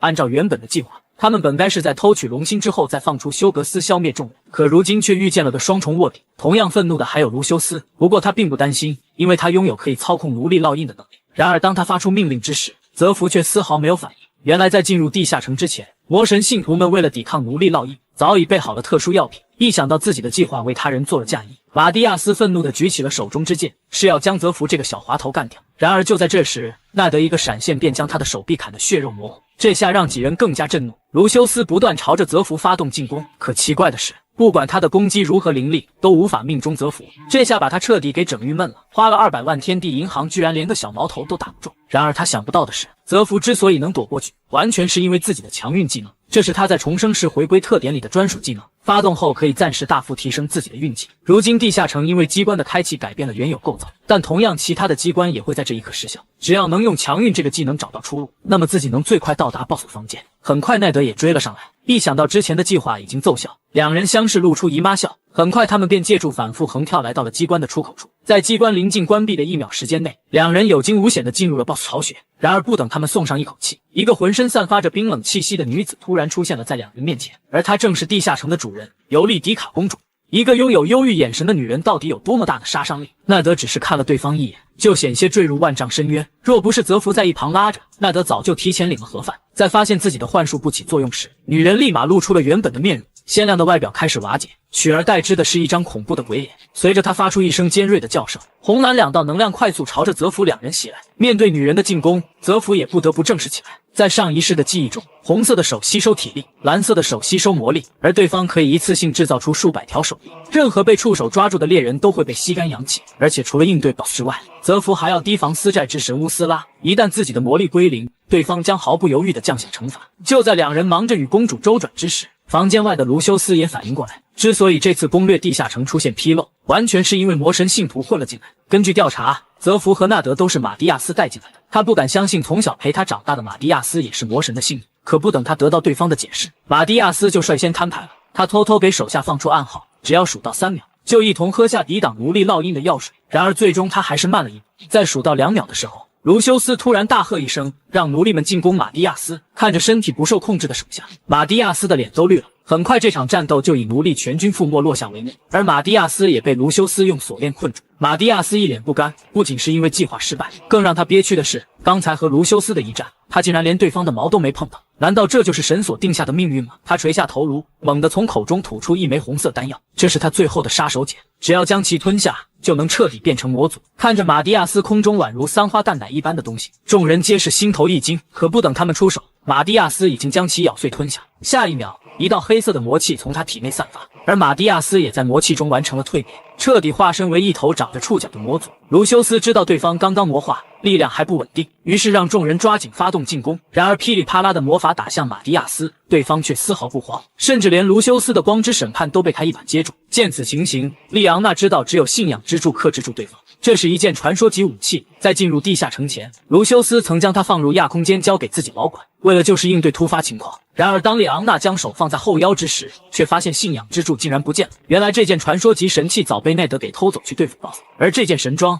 将会成为泽福对付 BOSS 最大杀器。当一个挂逼拿上传说级武器到底能有多强？面对公主坟的 BOSS， 泽福并没有着急让奈德掏出信仰之装，而是在一点点的消磨 BOSS 出手。由于两人修行的是同一种功法，所以每次出手都宛如失散多年的兄弟一样默契。一张一合之间，公主的触手已消去了大半。终于，泽福瞅准时机，一击横斩砍下了公主的头颅。然而战斗才刚刚开始，只见公主的伤口开始疯狂的生长，而这正是 BOSS 的第2阶段。见此情形，泽福发出一声轻笑，他等的就是这个时刻，转过头叫了一声纳德。对方立马心领神会，只见奈德缓缓打开装有信仰之装的亚空间盒子，下一秒一柄巨大无比的十字剑从天而降，信仰之装插在 BOSS 身上，神圣力如同星火燎原，肆意攻击着 BOSS。没错，这正是这件传说级装备的特别之处，它会像打桩机一样不断的灼烧邪恶力量，而在此期间，泽福只需要对着 BOSS 补上几刀就能将其斩杀。随着泽福的一顿疯狂输出， BOSS 被干成了一滩烂泥。就在两人以为一切都结束的时候，门外突然传来的剧烈的撞击声，发出撞击的正是守护在门外的骑士。此时 BOSS 的尸体上正疯狂吸收门外流入的黑色的魔力，感受到这股熟悉的魔力，本该死去的一颗眼球突然流出泪水，守护他的骑士竟将身体献祭给了他。见此一幕，泽福不由得眉头紧锁，这是他也没有预料到的意外事件。当初为了节省时间，他们没有杀死门口的守卫，而是选择避开对方，直接进入了房间。难道这种方式改变了地下城的结局？可不等他想明白这些， BOSS 已经在黑色的魔力中复活了，而且还进化成了另一种形态。复活后的 BOSS 仅是一挥手，之前压制他的信仰之柱就被打入了深渊之中。泽福知道迟则生变，立马与奈德发起进攻，但这次不管两人的攻势如何凌厉，仍旧打不到对方丝毫。泽福知道这是美迪亚的古魔法空间扭曲。在这项技能下 ，BOSS 很快便占据了上风。就在他攻向奈德之时，泽福及时丢出蛛网，将他硬生生拽了回来。他利用蛛丝将魔力传导出去，打算在困住对方的同时发起进攻。奈德见状，抓住时机冲杀上来，本以为这一剑能重创 BOSS， 可下一秒，一道血红的剑痕竟出现在了自己身上，而这正是可以反伤的黑魔法黑镜。男人给女鬼的哈密瓜做电疗，下一秒女鬼就爽得嗷嗷直叫。在与 BOSS 的最后一战中，奈德被对方的反伤技能重创，眼看就要被 BOSS 吸干阳气，泽福及时出手打断 BOSS 施法，配合雷鸣掌，泽福施展出了传说中的葵花点穴手，两指并拢，笔走龙蛇，精准的点在 BOSS 身体的敏感之处。泽福知道他必须要拖延住对方才能救下奈德，从亚空间里拿出一串珠子，泽福直接射出3枚打在奈德身上，这是他之前在白玫瑰那里拿到的圣珠，每个珠子上都刻有治愈效果的技能，属于一次性道具。有了这3枚珠子，纳德的性命暂时就能保住。可就在这时，一道巨力猛然抽送到了脸上，泽福倒飞出去，而出手的正是解开穴位的 BOSS。泽福暗骂一声，没想到对方竟然这么快就冲开了穴位。可不等他想出应对之法， BOSS 体内的金条瞬间将自己困住，下一秒数个紫色的地爆天星就被召唤了出来，剧烈的爆炸响彻天际，整座地下城都被照亮。待到浓烟散去，泽福奄奄一息的趴在地上，另一边的奈德也是生死不知，看着矗立在不远处的 BOSS， 泽福一脸的不甘。放在前世，这种级别的怪物自己一口气能打10个，可惜现在的自己实在太弱了，如今提前准备好的消耗品和装备都用完了，难道指望众神给的回归特点？一想到这里，泽福自嘲的笑了起来。铁墙术不用说，私债之神正明目张胆地窥忌着自己的性命。星宿之卵也不能用，因为现在的星宿有一半都排斥人类，所以搞不好孵化出排斥人类的东西，那就是自掘坟墓。强运倒是没有什么副作用，但自己已经想好剩下的2次用在哪里了，一旦在这里使用，在别的地方同样会面临失败。另外的光之剑和复活技能，这看似是神的恩赐，实际上是为了夺取自己意志而设下的陷阱。一旦使用了这2个奇迹般的技能，那么自己肯定会成为那帮家伙的傀儡。看似手中有好几个外挂，但实际上这些都是众神为了控制泽福设下的枷锁。难道真的没有办法了吗？面对即将发起审判的 BOSS， 泽福脑子里突然浮现出一个违背祖宗的决定。只见他用指尖的血在地上画出了一个符号，下一秒天空就闪过一道亮光，梅赛德斯从天而降，他一脸怒意地看着泽福，你知不知道你在干什么？见到来人，泽福咧嘴一笑，嘿嘿，外挂带来了吗？男人只是在地上轻轻画了一个符号，立马就引来了9大神明的愤怒，甚至负责联系人类的天使梅赛德斯都降临了下来。只因泽福画出的符号是众神在过去惨败的证据，可以说这是众神的禁忌，普通人只要画出这个符号，立马就会遭到天谴。但泽福却丝毫不惧神明，因为他知道众神既然将他复活，自然不会这么轻易的让他死去，因为只要自己死去，他们就没有什么可以消遣的。泽福正是抓住了这一点，才如此气定神闲。面对梅赛德斯的愤怒，泽福直接选择了无视。不仅如此，他还威胁众神，若是自己死了，那么他们就再也找不到他这样的男主角了。想要继续看下去，除非再多给他一些外挂。此话一出，众神皆是一脸震惊，原本以为这是泽福搞出来的一场闹剧，谁料光之女神却露出了十足的兴趣。她轻笑一声，下一秒一道圣光就沐浴泽福全身，这一幕把梅赛德斯都给惊住了。随着一阵咔嚓声响起，泽福重新出现在了 BOSS 面前。此刻的他宛如拿到了篮球的机，面对 BOSS 的突袭，泽福发出一声轻笑，下一秒一道耀眼的金光弥漫整座房间，只见泽福的手中出现了一柄金色的长剑，而这正是光之女神赋予他的光之剑。此时在神界之中，光之女神艾莉亚正发出狂笑，这个人类还真是有趣，这把武器送给你了，如果你想要，我的宝库里还有更好的东西。这番举动立马引来了其他几位神明的不满，可光之女神作为3大主神之一，她想要做的事情根本不需要其他神明的同意。此时手持神装的泽福开启了单方面的虐杀，利用光之剑的专用技能，泽福直接一剑秒杀了 BOSS。然而这一击并未将对方彻底抹除，而是意外解除了对方身上的诅咒。泽福也没想到，真正的尤利迪卡公主竟然还活。看着怀里的女人，泽福轻声说道：“你好，我叫泽福，是你的后人。这是一颗被无数玩家争夺的黑龙之心，只要将其移植到体内，就可以拥有守护世界的强大力量。1000年前，公主的爱人乔治曾斩杀黑龙得到过它。就在他打算将其移植到体内的时候，却发现这颗心脏被他们的伙伴金龙设下了魔族的诅咒。不仅如此，金龙还对公主施展了禁言术，只要是关于这个世界的秘密，他都无法说出口。而他这么做的原因是人类不该觊觎龙族的东西。为了阻止魔化的乔治，公主只好将龙心拔了出来，而代价就是2人被永久的困在地下城。1000年过去了，公主终于等到了净化她的那个勇士，但想要真正的得到龙之心，必须是拥有正义的人才可以。为了让公主安心，泽福索性让她读取了自己记忆。当公主看完泽福前世和今生的记忆时，才发现对方身上背负着怎样的秘密和责任，她不禁流出热泪。眼前之人正是她所等待的勇者。可面对泽福将龙心植入体内的请求，公主却毅然拒绝了他，因为这个魔法的成功率极低。虽然泽福拥有植入龙心的资格，却没有承受龙心的体能。泽福表示他可以使用强运技能，但公主却告诉他，强运这么宝贵的技能，在不久的将来他还会用得上。泽福听后也是一脸震惊，难道未来有他不知道的事情发生？可当公主准备将这些秘密说出口的时候，一道金色的锁链突然将他的喉咙锁住，而这正是金龙当初设下的禁言术。凡是关于这个世界的秘密，公主都无法说出口。不过试管婴儿下山坡，办法总比困难多。虽然龙颜禁令不能让自己说出那件事，但只要从侧面提醒对方就没有问题。公主告诉泽福，强运技能要留在他最重要的人和其他某个人做出选择的时候使用。听到这里，泽福瞬间明白了什么。不过即便不使用强运技能，泽福依然决定移植龙心。见泽福这么坚定，公主只好答应了对方。不过她还有个要求，那就是在移植成功后，泽福必须在1年时间内消灭红蛮冰绿4元素魔龙。听到这里，泽福险些笑出猪叫，你太小看我了，区区4条小虫子也需要1年时间吗？你只需要在冥界静静地看着我，半年时间足以让他们灰飞烟灭。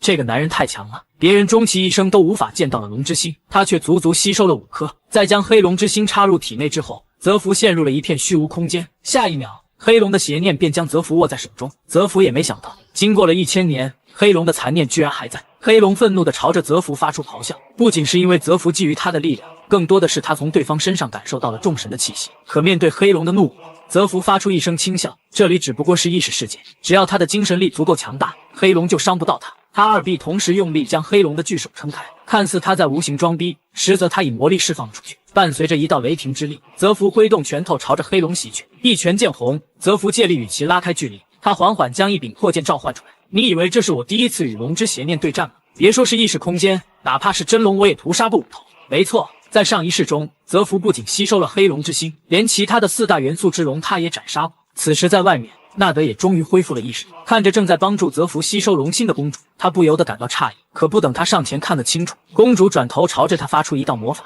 下一秒，纳德只感觉胃里一阵翻涌，直接吐出了一只白色的虫子，而这正是魔神为了控制信徒的烙印虫。只不过奈德体内的这只只是幼虫。公主笑盈盈地看着奈德，没想到你居然没借助烙印虫的力量就成长到了如此地步，看来你很厉害。不过我已经帮你清除了恶念，接下来好好的睡上一觉吧。一脸懵逼的奈德就这样懵逼的睡了过去，而另一边魔化的马蒂亚斯正在疯狂屠杀神殿之人。尽管卢修斯拼命反抗，也终究不是对手。很快，马蒂亚斯就搓出一颗巨大的火球，准备了结最后的圣子。然而就在这时，一根白色的羽毛突然打断了他的魔法，而这根羽毛正是卢修斯身后的天使所释放的。这个天使不是别人，而是卢修斯未来的自己。没错，作为圣子，卢修斯拥有可以向未来自己借助力量的能力，代价是自己的寿命。这也是为什么圣子活不过30岁的原因。为了消灭魔化的马蒂亚斯，卢修斯足足消耗了半年的寿命。这次的内斗让光之神殿元气大伤，带来的人马只剩下3个人存活。卢修斯知道以他们现在的力量根本不足以讨伐地下城，所以他决定先离开这里。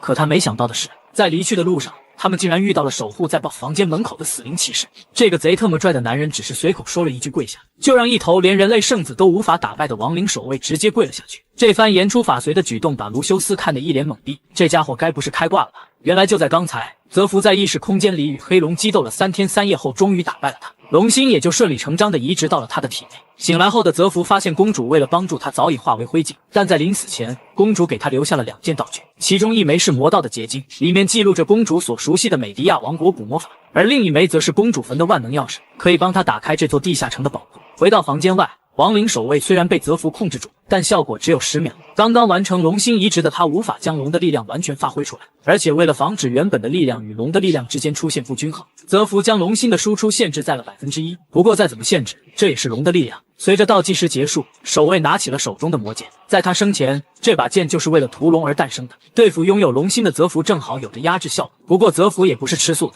他随手一挥便将光之剑召唤了出来。没错，当初光之女神将武器交给他使用的条件就是拯救他的圣子。随着光之剑被泽福举起，耀眼的光芒照亮整座房间。屠龙者，安息吧！裹挟着滔天威压的光剑劈向守卫，所过之处摧枯拉朽，亡灵守卫彻底消散在这恐怖的神圣力之下。看着眼前的一幕，卢修斯彻底惊了。他不仅看到了光之女神的圣物光剑，还从泽福身上看到了女神的影子。他朝着泽福跪拜，并将他的奴隶烙印消除，表示对方是自己的贵人，同时也是自己的救命恩人。因为他终生的使命就是追随光之女神，他希望泽福能和他一起回到神殿好好交流一番。然而此时的泽福却是一脸严肃，他告诉卢修斯，战斗还远远没有结束。按照他所知道的时间线，此刻的第3教区已经被奥尔丁主教和他的双骑士占领了。听到这里，卢修斯也是一脸震惊，难道魔神信徒已经渗透到如此地步了吗？泽福提醒他，虽然他获得了龙之心的力量，但使用它的时间是有限制的。说着，泽福拿出了公主留给他的万能钥匙。下一秒，地下城的构造开始变化，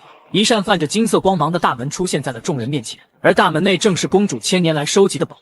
泽福笑着回头看向众人，为了应对接下来的战斗，让我们重新配置一下装备吧。金色的宝库是否能开出金色传说？在使用公主给自己留下的万能钥匙后，泽福打开了这个千年没人进入过的宝库。映入眼帘的是一片耀眼的水晶，每一个水晶中都存放着一件金色传说。看到这里，众人都是愣在原地。泽福让大家随意挑选，凡是被看中的，他都会帮忙使用钥匙将装备取出来。很快，他们就鉴定了一大波装备。古王国美迪亚是一个对魔法运用非常娴熟的国家，所以这些魔法装备的品质也远超现在市面上的装备。一番挑选之后，众人都拿到了心仪的装备，只有泽福没有从这里面挑选，因为他已经将亡灵守卫的全套装备穿在了身上，屠龙者套装外加魔剑格拉莫。整理好一切，泽福并没着急带着大家离开，而是制定了一个周密的计划。另一边，奥尔丁为了能够彻底控制卢修斯，绑架了他的妻儿。作为魔神信徒，他体内的烙印虫拥有的技能是产冷，他可以从口中拿出新的幼虫，以此来控制人的心智。可就在他准备将虫子放入卢修斯儿子口中之时，手下突然来报，说是卢修斯杀进来。奥尔丁赶紧打开窗户一看，发现自己的守在外面的信徒全被屠杀殆尽。卢修斯也恶狠狠地盯着他。原本泽福告诉他大主教是魔神信徒时，他还有些不信，可当他看到对方体内的虫子时，一切全都真相大白了。原来在来之前，泽福曾给大家了一份慧眼药水，它的效果就是让人分辨出魔神信徒。不仅如此，在来之前，泽福还在魔神信徒的据点里找出了大量奥尔丁与马蒂亚斯的通信，这些铁证如山，奥尔丁再也无法狡辩。他一把拉过卢修斯的妻子，威胁卢修斯吃下烙印虫。为了能够救下妻儿，卢修斯答应对方，可奥尔丁却在此时不讲武德的把烙印虫往女人嘴里塞。就在这千钧一发之际，一柄蓝色长剑贯穿了奥尔丁身体，他一脸震惊的回头看去，到底是什么人能够避开双骑士的视线对自己发起偷袭？原来奈德之所以能够成功偷袭，完全是靠着他手上可以隐匿身形的物质手段。长剑猛地划开奥尔丁的身体，奈德抱起卢修斯的老婆便逃了出去。卢修斯见状也趁机朝着奥尔丁发动光之审判，然而这一击并未彻底消灭奥尔丁，此时他的身体正有无数的虫子在蠕动。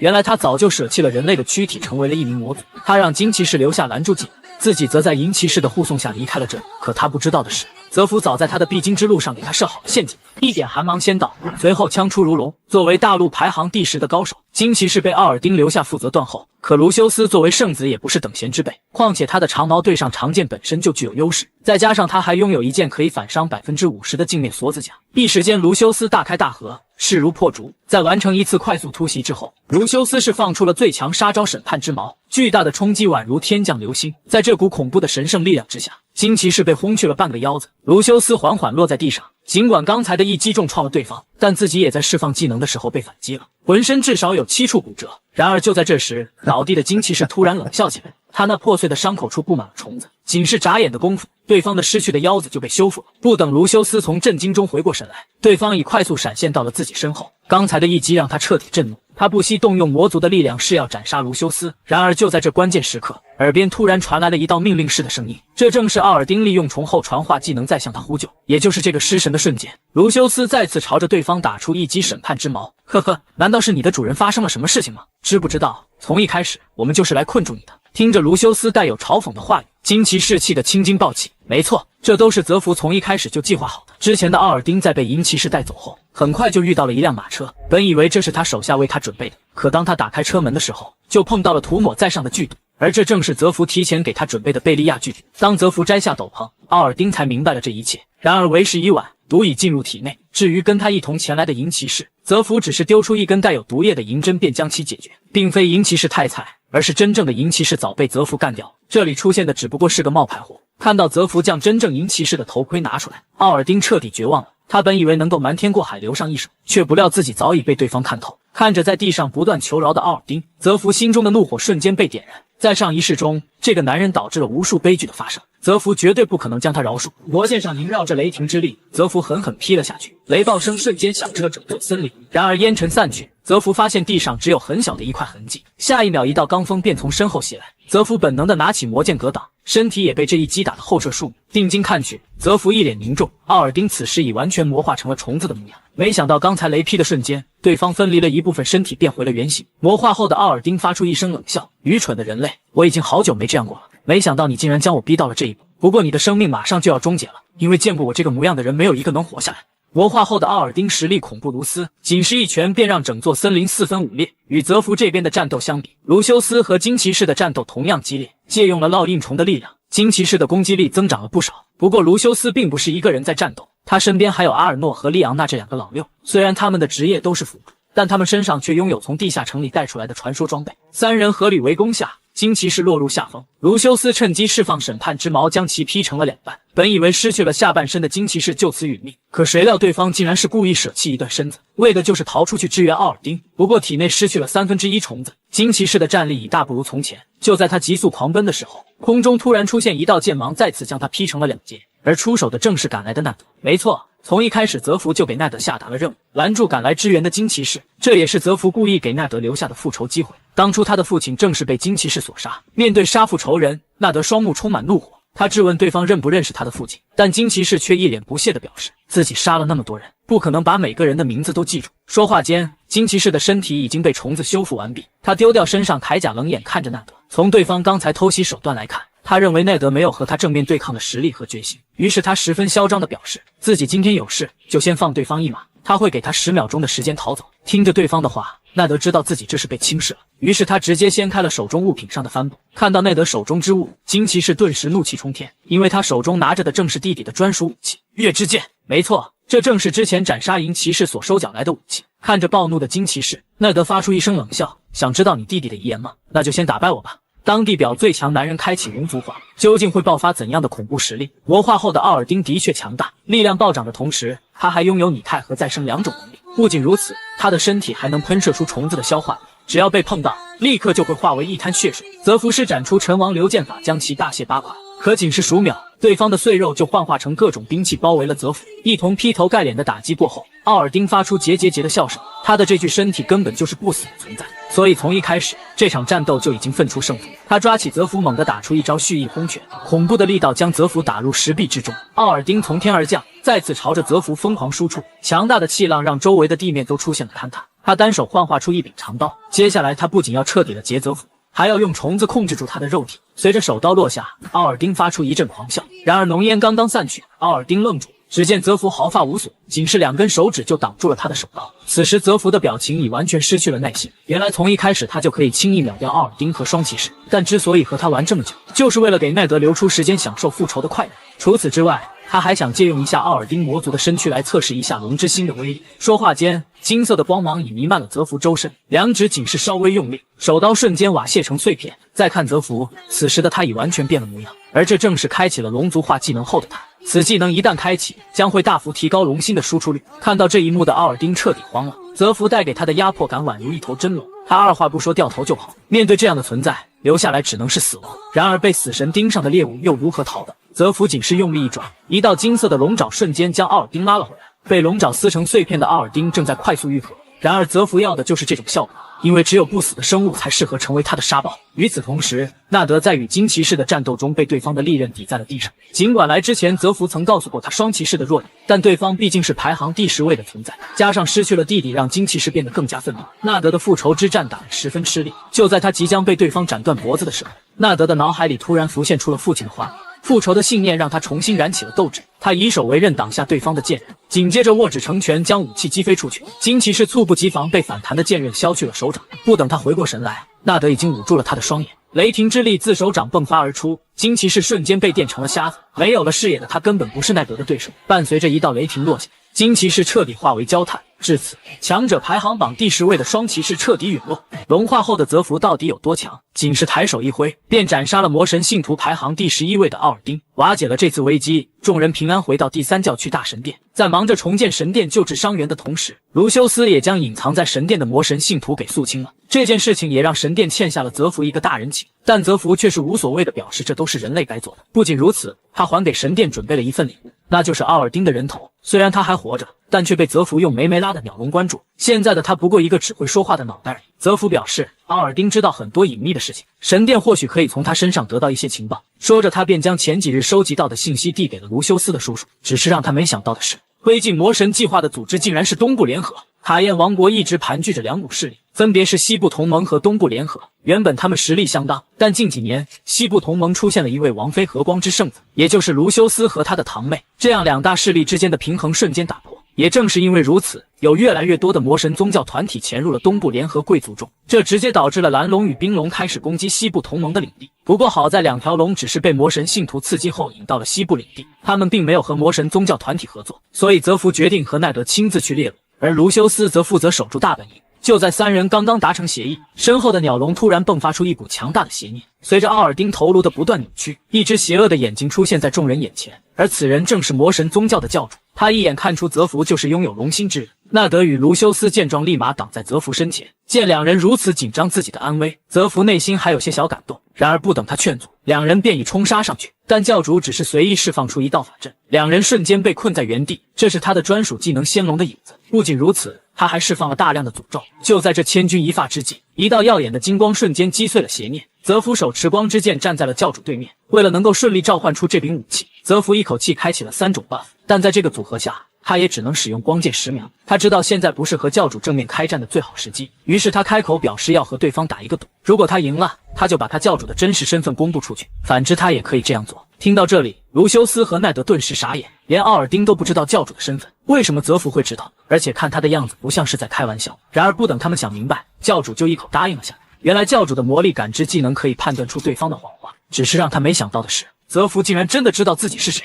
一枚小小的硬币竟引来了魔神教主与男主的虚空对决。按照泽福提出的赌约，教主选择了背面，泽福则是选择正面。当硬币从空中落入手背之上，两股魔力瞬间交织在一起。为了赢下这场赌约，两人都使用了超高浓度的压缩魔力。随着魔力不断相撞，硬币被打落在地，眼看背面就要朝上，泽福用力打出雷霆一拳，恐怖的力道让里面出现坍塌。随着浓烟散去，泽福露出一丝失望的神色，地上的硬币竟被整整齐齐地打成了2半，而且还是一反一正。也就是说，这场赌约算是平局。两人约定谁都不可以说出对方的秘密，并且教主还对泽福施展了诺言之环这个技能。不过这种技能又怎能约束住鸡贼的泽福？既然不能直接说出对方的身份，那从侧面说出来就好了。但泽福表示，在猎龙行动之前，最好先不要公布对方的身份，因为隐藏在暗处的敌人太多，反而对他们不利。与此同时，在一处宴会厅，一个男人正手捧玫瑰来到女人面前，祝你20岁生日快乐，阿尔塔。女人笑盈盈地接过玫瑰，而此人正是泽福前世的爱人，卡宴王国的第一公主。她面前的男人是她的哥哥，卡宴王国第一王子宝拉里斯，也是光之神殿最年轻的主教。只是让人想不到的是，此人正是魔神宗教的教主。画面一转来到第3教区，在猎龙行动的前一晚，三人都在忙着自己的事情。卢修斯和老婆打扑克，奈德忙着擦拭自己的武器，而泽福却被天使梅赛德斯请到了他的神殿。这次将他召唤过来是告诉他新的规则，并给他一份奖励。梅赛德斯警告泽福不要再像上次那样威胁众神了，如果再有这种事情发生，他们会毫不犹豫地收回特点，并将他视为猎物，同时并将收回来的特点送给狩猎他的人。听着对方的话，泽福发出一声冷笑，同样的坑人套路他怎么可能会用第2次呢？他让梅赛德斯赶紧拿出奖励，那才是他最关心的。看着对方一副见出汁水的模样，梅赛德斯微微一笑，奖励便是放宽光之剑的使用条件，或者是执行光之女神的委托。届时不只是光之女神，还有很多神也会下达委托任务，到时会拿出相应的特点作为奖励。说白了就是让泽福侍奉众人，并通过考验来向他们证明他拥有获得一切的资格。同样是男人，得到的待遇却各不相同。卢修斯有老婆帮他擦枪，奈德却只能自己撸剑，而泽福直接和天使梅赛德斯开了小灶。一夜过去，众人也到了出发的时刻。临行前，为了慰藉一下纳德，卢修斯的老婆特意给他准备了一筐干粮。虽然他不具备治疗的能力，可做出来的食物却含有恢复之力，或许这都是用自己圣水和的面。按照之前的计划，泽福要带着奈德前去猎龙，而卢修斯除了守住第3教区之外，还要给外界制造他已经得到龙心的假象，为的就是吸引魔神信徒的注意，让两人的行动更加便捷。为此，他直接封锁了第3教区的大神殿，并将消息传了出去。除此之外，他还给堂妹写了一封介绍信，将泽福引荐给了对方。没错，卡宴第一公主，泽福前世的爱人正是卢修斯的堂妹，怪不得之前救人时那么卖力，感情是自己的大舅哥呀。很快两人便来到了林德尔城，这里是阿尔塔被赐予的领地。拿着卢修斯的介绍信，两人一路绿灯进入了城堡。这里云集了众多强者，而他们正是来向阿尔塔求婚的。没错，除了拥有绝世美貌和高贵血统之外，阿尔塔背后还拥有一座王国。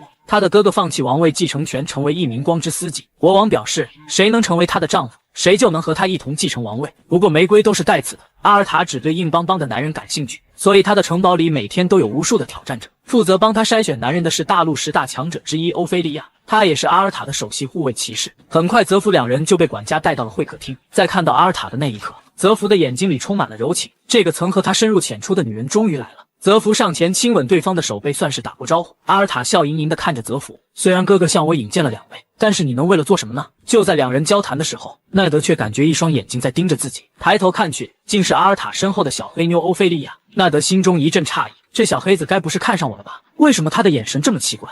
女人只是随口问了一句，男人能为她做什么？男主就立马开启龙族形态。见此一幕，全场之人皆是心头狂震。阿尔塔作为泽福前世深入浅出的爱人，他连他下面有几根毛都知道，更别说对方的小心思了。所以泽福没有向他解释，而是直接现场展示。龙族形态一出，阿尔塔立马知道对方已经吸收了龙心，不过光用眼睛看还不够，他让身后的欧菲利亚试试对方的身手。两人约定3招点到为止，结果自然是欧菲利亚完败。既然已经见识了泽福的能力，也该谈论正事了。泽福表示，他这次来就是为了讨伐蓝龙的，只要阿尔塔能够吸引住魔神信徒的注意，他就能在1个月内将蓝龙的头奉上。这番话倒是有些出乎阿尔塔的意料。他询问对方想要得到什么，泽福表示报酬无所谓，只希望对方能借给他几名治疗师就好。说着，他还将魔道结晶放在了阿尔塔手中，表示这是公主的祖先交给他的。说完，不等阿尔塔回话，泽福便带着奈德离开。虽然现在的泽福很想和对方相认，但时机还未成熟，他只需要引起对方的注意就好。看着对方离去的背影，阿尔塔露出一丝玩味的笑容。泽福刚刚所展现出来的一切的确引起了他的兴趣，而且他还拥有魔道结晶，这就说明给他移植龙心的很有可能是尤利迪卡本人。这样的男人将会是启动他计划的钥匙。不过更让阿尔塔在意的是另一件事，在和对方接触的瞬间，他的脑海里突然涌现出了一段奇怪的话，那种感觉就像是两人曾相爱过一样。与此同时，在魔神宗教总部，教主将一个戴有乌鸦面具的女人传唤了过来。此人是魔神宗教的副教主埃尔弗里德。在听到奥尔丁已经死去的消息时，埃尔弗里德也是一脸震惊。作为12宗干部之一的奥尔丁，他的死亡必然会影响魔神的计划。他让手下立即给他备好幽灵马，他要亲自前往第3教区查看实情。可就当他在现场调查时，突然出现的一个神秘人引起了他的注意。他派出幽灵犬捉拿对方，却被对方的雷鸣长给击退后逃了出去。原来此人是东方子的影子弟子，也是被派出来调查现场。只不过他还有另外一个无人知晓的身份，那就是奈德失散多年的亲姐姐。男人只是在脸上随便捏了几下，瞬间就变成了另外的一副模样，而这正是华夏最神秘的易容术。话说泽福在和奈德安顿好之后，便决定先去收集一下情报。泽福负责混入晚宴，而奈德则利用隐秘技能到周围探查一番。为了掩人耳目，泽福使用了易容术。宴会上聚集了来自各地的强者，自然少不了各种小道情报。通过一番调查，泽福发现这里的人都在谈论第3教区发生的事情，只不过他们都不清楚真相。看样子卢修斯把这件事隐藏得很好。泽福放下心来，准备小酌一杯回去睡觉。可就在这时，一个戴着眼镜的男子突然道破了他的身份。泽福一脸尴尬，这个死老登是谁啊？我怎么没印象？与此同时，另一边的奈德在暗杀了一名魔神信徒后，便来到了房顶。就在他查看地形，准备前往下一个地点的时候，欧菲利亚突然出现在了他的身后。奈德一脸震惊，这个小黑妞什么时候来的？明明戴了可以隐匿身形的手环，为什么还是被他发现了？欧菲利亚让奈德不用紧张，他来找他是有别的事情。奈德心中一阵诧异，半夜3更，孤男寡女能有什么鸟事？可就在思索间，对方已朝他劈出了一剑。猎龙是公主毕生的夙愿，容不得半点马虎，所以我需要你也证明一下自己的实力。奈德眼神一冷，你他喵的没事找事，既然想打，那就来吧。两人很快就交锋到一起。可过了3回合之后，欧菲利亚仍旧没有停手的意思。纳德心生烦躁，白天他可是亲眼看到对方只试探了泽福3招，为什么轮到自己就没完没了了？既然如此，那就别怪自己不讲武德了。交锋到一起的长剑突然拐了个弯，如同灵动的昆巴一样袭向欧菲利亚的小洞。这正是奈德幻景之剑的特性，可以随意转换形态。欧菲利亚的武器被打飞，但他的反应十分迅猛，一记饺子开线腿踢向奈德面门，一腿之威，风卷云涌。但烟尘散去，欧菲利亚发现自己踢中的只是个幻影，真正的奈德已经来到了他的身后。刚才出现的只不过是他身上那件乌鸦斗篷所幻化出来的。停手之后，欧菲利亚也说出了找他决斗的原因。多年前他曾遇见过一个女人，她所施展的陈王流功法和奈德一模一样，而且那种感觉就像血脉相连的兄妹。听着对方的描述，纳德脑袋轰地炸开，随后他立马朝对方发起追问。可随着欧菲利亚的回答，奈德心里突然涌现出一个不能接受的事实，他所描述的女人是个被称为东方紫影子弟子的易容高手，而且极有可能是自己失散多年的姐姐。若是事实真的如此，那么泽福当初为什么告诉自己他是影子弟子？难道自始至终他都在欺骗自己？与此同时，宴会也到了尾声。泽福在与老登深入浅出的交流后，终于知道了对方的身份。他是大陆3大商团之一的皮尔格林商团团主菲利普，同时也是阿尔塔的导师之一。在上一世中，他很早就被东方子的影子弟子给灭了口，所以泽福对他不是很了解。这次宴会找到他，也只不过是为了帮阿尔塔测试而已。老谋深算的泽福自然通过了测试，不过对方的出现让泽福多了个任务，那就是保护他不被影子弟子杀死，并且阻止影子弟子的行动。一想到这，泽福就感觉一阵头大。那个神秘的影子弟子最擅长的就是易容术，哪怕是在前世，他也没见过他的真面目。思索间，他已回到了房间，一开门他便看到了一脸阴沉的纳德，而此刻的他迫切地想要得到一个真相。女人不吃不喝，在床上躺了1周，醒来后竟突破成了3阶大魔法师。阿尔塔在拿到泽福给的魔道结晶后，便来到了密室。随着一道耀眼的亮光闪过，他被拉入了一片虚无空间。这里不仅漂浮着无数的美迪亚古王国魔法，还有尤利迪卡公主的残念。作为对方的继承人，阿尔塔将会在残念的引导下修习美迪亚魔法。就这样1周的时间过去了，阿尔塔的美迪亚式魔法也修行到了3级，而接下来他只需要在日常中修炼感悟，便可继续提升等级。临走前，公主曾给阿尔塔说了许多未来发生的事情，但由于魔法的限制，阿尔塔只记住了一句，那就是相信泽福。可他不知道的是，此时的泽福正在经历一场信任危机。自从得知影子弟子不是泽福后，纳德就心生芥蒂。可泽福作为自己的战友，一路走来，好几次都是共度生死关头，他不愿意相信泽福是在骗他的。可事实就摆在眼前，他找到泽福想要一个答案，却没想到泽福直接将自己是穿越者的事情说了出来，这下把他给彻底搞懵了。尽管泽福的话很不可思议，但从他的表现来看却又十分合理。泽福没有给他消化的时间，他告诉内德，虽然当初在接近他时骗了对方，但这也是没有办法的事，因为在和魔神的对决中，他需要内德能够帮助自己。除此之外，还有一个更重要的原因，那就是他希望内德能够活着。在上一世中，泽福与奈德相遇时，他还只是个奴隶身份，是奈德传授他武功，才让他一步一步成为大陆最强者。听完泽福的解释，纳德也彻底想通了。原本以为他的人生意义就是复仇，然而他却忽略了家族的使命。不管前世结局怎样，这一世他要为守护人类而战。在解开了内德心中的疑惑后，两人便开始为接下来的行动做准备。就这样，几天时候过去了，阿尔塔的手下率先找到了他们。菲利普告诉泽福，公主很快就会见他们，希望泽福能够拿出一份详细的猎龙计划。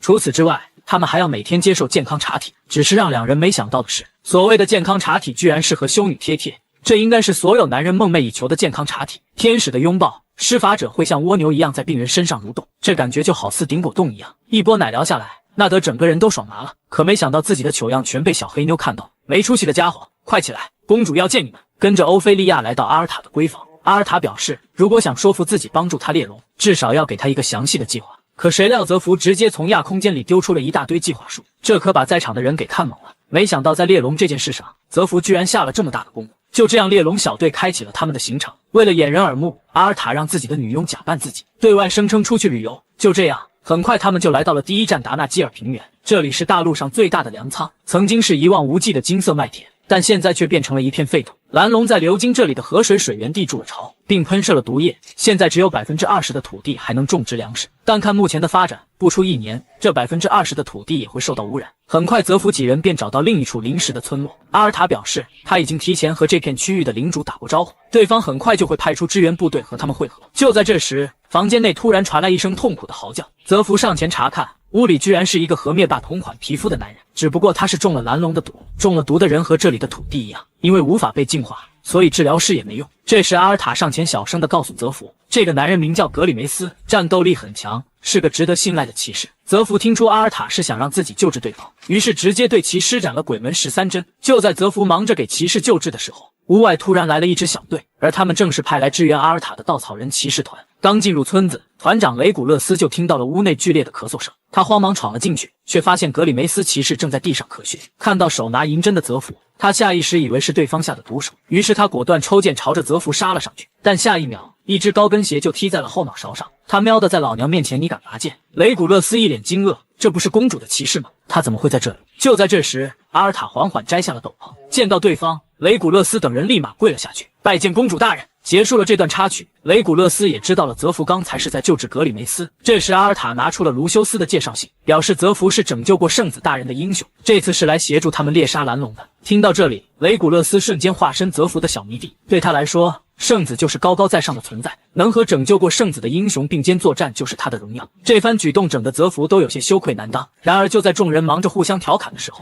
雷古勒斯带来的一个魔法师冷冷地盯着泽福。为了解开蓝龙的毒，泽福带领众人前往精灵领地。之前他对格里梅斯施展的针灸只能压制他的毒性，要想真正清除，还需要精灵森林中的一种材料。然而多年前，精灵曾与阿尔塔的哥哥立下互不侵犯的协议，泽福的出现无疑是打破了这份协议。况且他们几人还都是全副武装，很快他们就被哨所的精灵发现了。不过在上一世中，泽福曾有一个精灵伙伴，所以他对这片森林十分熟悉。很快他便锁定了隐藏在深处的哨兵。泽福飞奔过去，一把抓住了最小的一只精灵。而就在这时，一发箭矢突然爆射而来，巨大的爆炸让阿尔塔惊呼一声。浓烟之中，泽福兴奋地看向射箭之人，呵呵，能打出这个威力的绝对是那个家伙。没错，此人正是上一世大陆10大强者之一，也是泽福曾经的老朋友神宫丹尼尔。不过此时的丹尼尔根本不认识泽福，对他来说，泽福只是一个欺负自己姐姐的野蛮人。锁定泽福的位置，第二发箭矢再次射出，但泽福却是拿出了魔剑，对准飞来的箭矢用力一挥，一个剧烈的爆炸声再次响彻森林。看到泽福连续挡下2箭，之前被他抓住的精灵露出惊讶的神色。丹尼尔的弓箭还从未有人挡下过，可那个男人却挡住了2次。此时的丹尼尔也不得不认真起来，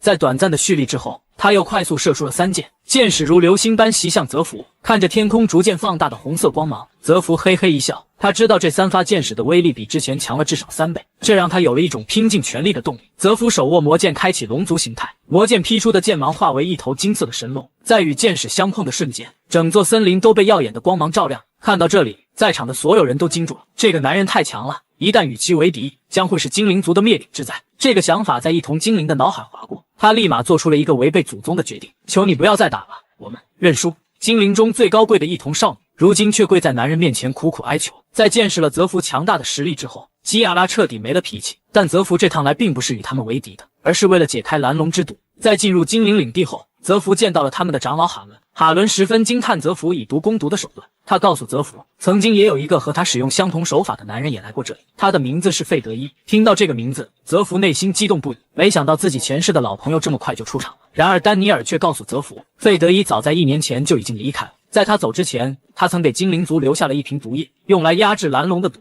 但现在已经快要用光了。为了进一步打消精灵对自己的疑虑，泽福谎称自己就是费德伊同僚的弟子，同时还为中毒的精灵族人进行了施针。在看到泽福的解毒能力后，哈伦突然有了一个想法，如果能把眼前的这个男人拉拢到自己阵营，那么他就一定能得到位于污染地的封印箱。藏在12座塔中的封印箱是能够建立新王国的力量。当初精灵女王虽然打退了蓝龙，但也陷入沉睡之中，而且蓝龙的毒已将森林摧毁的不成样子，所以在高等精灵中，有一部分人决定拿着封印箱离开这里，去建立新的王国。哈伦侍奉女王多年，并没有跟着他们离去，并非是因为他的忠诚，而是他没有得到足以称王的封印箱。如今封印箱只剩下最后一个藏在污染地，他曾想过拉拢丹尼尔，但丹尼尔身为女王的儿子，若是被他发现自己寻找封印箱是想要称王，估计现在他已经在地牢里了，所以他必须在瞒着丹尼尔的前妻下尽可能的让泽福帮他做事。而另一边，泽福为了接下来的猎龙计划，打算向丹尼尔索要生命之树的嫩枝和生命之水，可刚开口还没说要用这2件东西去干嘛，丹尼尔便一口拒绝了他。这2件东西是阻止村子被污染的核心，他不相信泽福有100分的把握杀死蓝龙，而且现在整座精灵王国只剩下4个高等精灵，真正能够战斗的也只有他一个，所以他不想用全村人的性命去赌。一听对方不借，泽福当场也是怒了，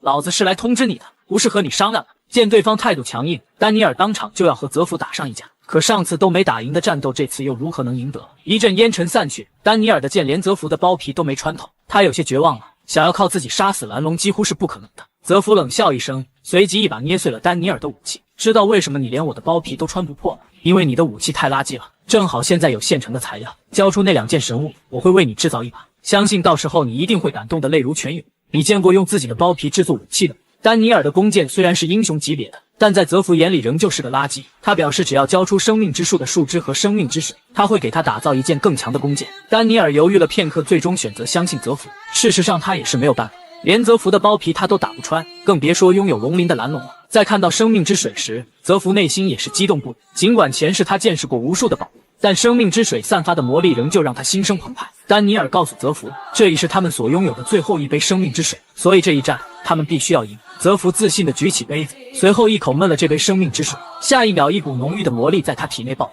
生命之水本就是充满超浓缩生命力的圣水，如今泽福还使用了赫尔墨斯这个技能，让生命之水的效果提升了5倍。泽福没有浪费时间，立即开启龙族形态运转小周天。在这个大陆上，龙是生物链最顶端的存在，所以在和蓝龙的这场战斗中，他必须增加龙族形态的时间，否则人类的身体根本无法支撑战斗。而增加时间的最快方式，就是通过生命之水来提高龙心的输出率。暴虐的魔力肆意冲刷着泽福的身体和精神上的双重痛感让他险些失去意识。好在他提前让阿尔塔和修女做好了准备，一个负责引导身体中的魔力，一个负责修补他肉体的伤势。在关键时刻，纳德在使用陈王流功法帮助他运转气息。就这样，在众人的合力坚持下，泽福成功将生命之水吸收了。伴随着一道耀眼的亮光闪过，泽福的龙族形态更胜从前，一双黑色的龙翼出现在他后背。此时他的龙族化技能已晋升到了第2阶段，虽然现在的力量与前世相比微不足道，但泽福已经十分满意了。他让丹尼尔递给他毛巾，丹尼尔还以为对方是要擦汗，赶忙献了过来，并表示他来帮他擦就好。但泽福却直接将毛巾拿过来咬在嘴里。突然他一把抓住身体上的龙鳞，用力一撕，带血的鳞片便被扯了下来。这一幕直接把丹尼尔看懵了。泽福咬着牙淡淡说道，虽然龙化只有 20%， 但这是最强的黑龙之灵，我会将它们全部撕下来为你做弓箭，而它也将会是这一世的第一个龙武器。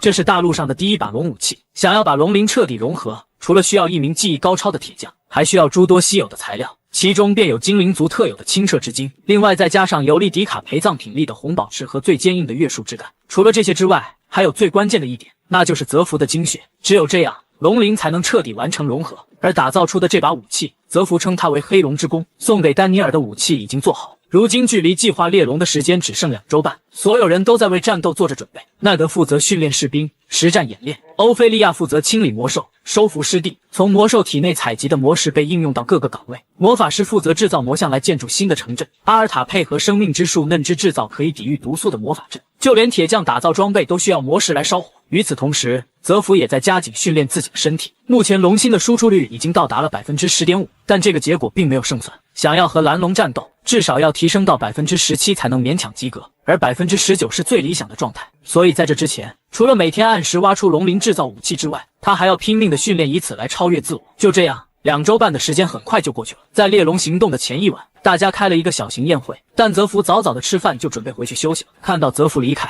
阿尔塔也立马起身表示自己累了。身为他的骑士，欧菲利亚见状也要跟着对方离开，但却被内德一把拉住。开玩笑，傻子都看得出来，泽福今晚有好事，他怎么会任由别人去打扰？没错，阿尔塔在离开宴会后直接来到了泽福的帐篷。此时的泽福正准备脱衣，但阿尔塔却直接上前抱住了他。泽福都还没反应过来，对方直接吻住了自己。本以为马上就能略，但下一秒自己的舌头就传来一阵刺痛，赶忙将舌头抽了回来。只见他的舌头上出现了一个黑紫色的魔法印记，而这正是阿尔塔所施展的美迪亚古魔法，一个可以让失去战力却口吐真言的魔法。女人本以为牺牲自己的初吻能够控制住男人，却没想到一夜过去，自己连身子都丢了。在相处了将近1个月的时间里，阿尔塔从泽福身上看到了诸多不可能，但最先让他起疑心的是，泽福竟然用自己的龙鳞为精灵族制造武器。他不相信世上有这么无私的人，所以他才对其施展黑暗之吻，来套出泽福身上的秘密。泽福也是乐了，你这不是羊入虎口吗？他告诉阿尔塔，自己没有阴谋，也没有人派他来，他所做的一切都是为了他，因为他曾为了自己死过一切，为了改变这个结局，自己回到了过去。听到这里，阿尔塔愣住了，他甚至怀疑自己的魔法被对方破解了。他放出黑手，想要让泽福不要和自己开玩笑，但泽福却一把将他拉了过来。今晚你可以随意审问，但前提是你能顶住我的抽送。说罢，他一把拦过阿尔塔的细腰，嘴巴深情地吻了上去。这霸总行为让阿尔塔顿时小鹿乱撞，脑袋空白。与此同时，精灵长老哈伦悄悄地潜入了魔像营地，他将一段隐秘的文字刻在魔像身上，而这些魔法文字正是他控制魔像的关键。次日一早，所有参与猎龙行动的人都在村口集合。经过泽福的一夜滋润，阿尔塔的气色看起来十分不错。在长达2个半小时的深入浅出，阿尔塔完全忘记了自己要问什么，这倒是有些出乎泽福的意料。不过他告诉阿尔塔，不管未来发生什么，这一世他定会为他清除障碍。参与猎龙行动的共有225人，分别是进攻组、辅助组以及守护组。泽福开启龙族形态，一马当先冲在最前。虽然这支队伍看似训练有素，但泽福知道，以他们的实力，喝下增益药水在毒雾中最多坚持5分钟。真正和蓝龙在湖边战斗的只有他一个人，所以这场战斗必须速战速决。泽福一路加速，但路上出现了很多魔兽。虽然他可以做到一击秒杀，但这样实在浪费时间。于是他便将魔像从亚空间里丢了出来。除了战斗魔像，这里还有一些石碑魔像，在一定范围内相连，它们会产生灵力之路。魔法师可以通过灵力之路操控战斗魔像。除此之外，天空中还有可以传输影响的独眼魔像。这样一来，大家无需进入毒物区域就能一边战斗一边搜寻蓝龙的踪迹。不过身为龙族，对方就不会提前察觉这些东西吗？事实上，蓝龙的领地意识很强，大家搞出的这些动作他都看在眼里，但他根本不想去管。在战斗前一晚，泽福曾告诉过众人，真正的蓝龙是不会喷射毒液的，他体内的毒是魔神带给他的。他占据生命之树也只是为了治疗自己的身体，这也是为什么泽福将他列为了第一个狩猎目标，因为在他眼里，对方就是一头濒死的病魔。进一步打消精灵对自己的疑虑，泽福谎称自己就是费德伊同僚的弟子，同时还为中毒的精灵族人进行了施针。在看到泽福的解毒能力后，哈伦突然有了一个想法，如果能把眼前的这个男人拉拢到自己阵营，那么他就一定能得到位于污染地的封印箱。藏在12座塔中的封印箱是能够建立新王国的力量。当初精灵女王虽然打退了蓝龙，但也陷入沉睡之中，而且蓝龙的毒已将森林摧毁的不成样子，所以在高等精灵中，有一部分人决定拿着封印箱离开这里，去建立新的王国。哈伦侍奉女王多年，并没有跟着他们离去，并非是因为他的忠诚，而是他没有得到足以称王的封印箱。如今封印箱只剩下最后一个藏在污染地，他曾想过拉拢丹尼尔，但丹尼尔身为女王的儿子，若是被他发现自己寻找封印箱是想要称王，估计现在他已经在地牢里了，所以他必须在瞒着丹尼尔的前妻下尽可能的让泽福帮他做事。而另一边，泽福为了接下来的猎龙计划，打算向丹尼尔索要生命之树的嫩枝和生命之水，可刚开口还没说要用这2件东西。